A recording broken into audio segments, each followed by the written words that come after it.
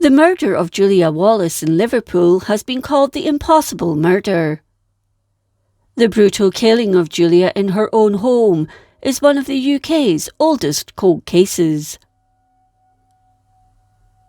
In 1931, Julia lived in Anfield with her husband, William Herbert Wallace. He was a 52-year-old insurance salesman, but suffered from kidney problems, which in turn caused him to have bouts of ill health. Julia was 8 years older than her husband and was quiet and introverted. She led a sheltered life and was suspicious of strangers. On the night of Monday 19th January 1931, Wallace attended the Liverpool Central Chess Club at the City Cafe on North John Street, something he did only occasionally. This was the first time in a while that he'd been there. Although he was on the schedule to play a game, others were unsure as to whether he'd turn up or not, as he was in the habit of letting them down. Shortly before his arrival at the club, Samuel Beattie received a phone call from a man calling himself R.M. Qualtrough. He told Beattie to tell Wallace he wanted to meet him to discuss insurance. He gave the address of the meeting place as 25 Menlove Gardens East, and that they should meet at 7 o'clock the following night. Beattie wrote down the message on a piece of paper and gave it to Wallace when he arrived. This was rather strange, as the caller seemed to know Wallace was going to turn up at the club that night. Out of curiosity, Wallace decided to meet the mysterious man at the address given. On 20th January, he caught the tram at 7:06 p.m. from Anfield to Menlove Gardens. The problem was, the address didn't exist. Many people remembered Wallace's movements that night. The conductor on the tram remembered him repeatedly striking up conversation with him, as well as a ticket inspector, asking time and time again where he should exit the tram. He also told them that this was a part of the city he didn't know, but did mention Mr. Qualtrough and the meeting. Around 12 witnesses said they saw him as he walked around Liverpool, looking for the address. After Wallace got off the tram, he stopped local residents to ask for directions and to try and find his destination. He popped into a newsagent's and even asked a police officer.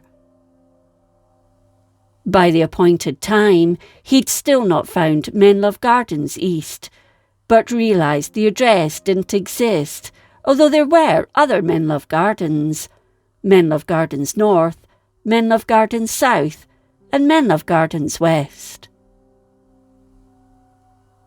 It had all been a wild goose chase, so Wallace caught the tram and headed home.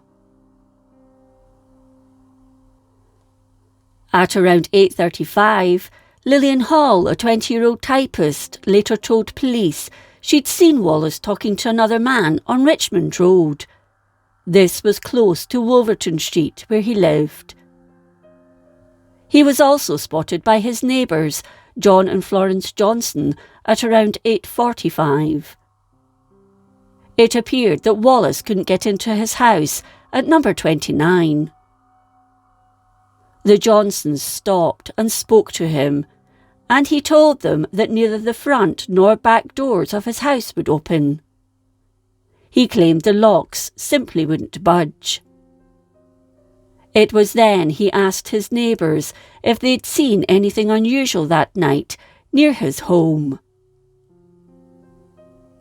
Johnson decided to walk to the back of the property after this, where the door opened without any issues. The house was in complete darkness when Wallace entered.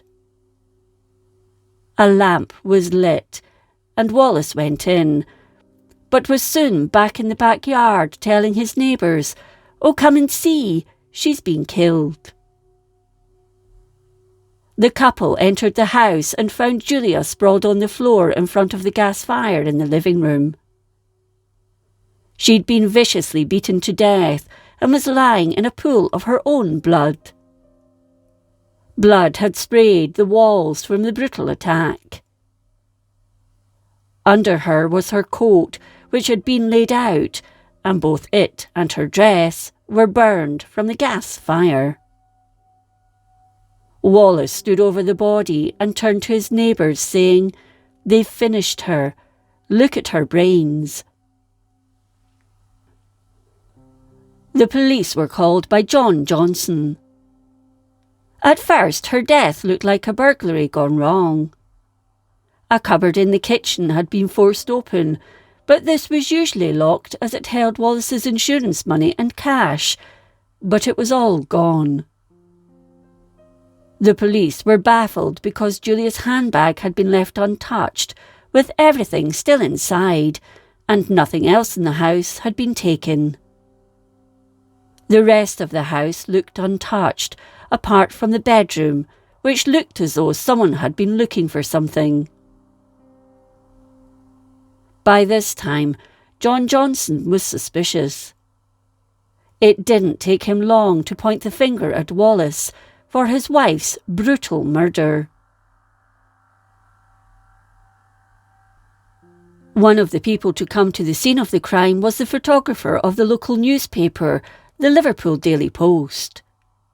Cutbacks in the police force meant there was no photographer within its ranks.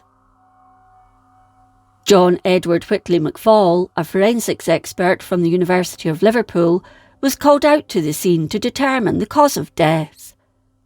By the time he arrived, rigor mortis had set in, and he determined she'd been killed around 8 o'clock, almost an hour before Wallace arrived home. Suspicion settled firmly on Wallace for her murder, even though the tram conductor and the ticket inspector placed him on the tram at 7:06 p.m, and other witnesses had seen him around Menlove Gardens at the time of his wife's murder. Further witnesses came forward and claimed they remembered seeing Julia at around 6:30 or 6:45, alive and well. The police examined the drains around the house, but nothing was found. Yet the murderer must have been covered in blood. Where had they gone? Had Wallace time to kill his wife?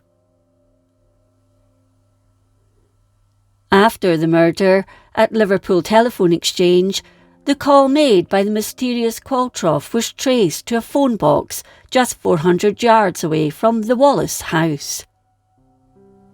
It was next to the stop Wallace would have had to have used to catch the tram the night he went to the chess club. Despite all doubts, Wallace was arrested and charged with his wife's murder. His trial took place on 22nd April 1931 at Liverpool Assizes, and after the jury deliberated only for a short time, he was unanimously found guilty of murder. He was sentenced to hang the following month. Wallace appealed against the sentence, and at the Court of Criminal Appeal in London, it was found that there wasn't enough evidence to support the jury's guilty verdict. His conviction was quashed in May, and he walked away a free man. Wallace moved away from Liverpool to a new house in the Wirral. A short time later, his recurring kidney issue made him ill, and he died on 26 February 1933. He was buried beside his wife.